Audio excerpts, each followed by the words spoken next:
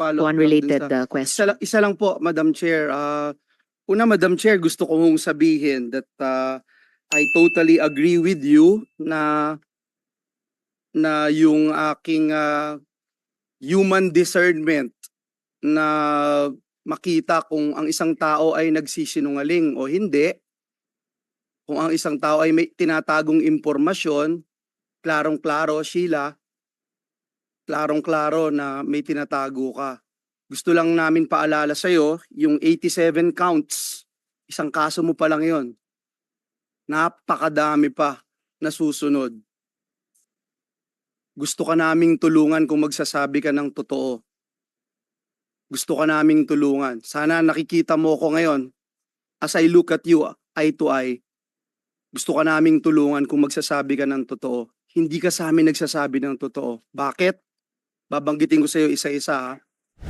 Mula noong nakaraang hearing, sinasabi mo wala ka laging alam. Di ko alam yan, di ko alam yan, di ko alam yan. Hindi ka nagtatanong, hindi mo alam saan ka pupunta, etc. Pero, pagdating mo doon sa Sabah, nagtanong ka na kay Wesley, nasaan na tayo? Okay? Nagtanong ka. Pero, Sheila, kami ba mapapaniwala mo? Mapapaniwala mo kami na 5 oras bumiyahe ka sa van, hindi ka nagtatanong? Sumakay ka sa small boat ng ilang oras ulit, 5 oras, hindi ka nagtatanong. Dun sa big boat na ilang araw kang nandun, hindi ka pa rin nagtatanong. Sumakay ka ulit ng small boat, hindi ka pa rin nagtatanong. Tapos sasabihin mo sa amin, pagdating mo dun sa Sabah, after so many days of traveling, dun ka palang magtatanong. Gusto mo maniwala kami sa'yo.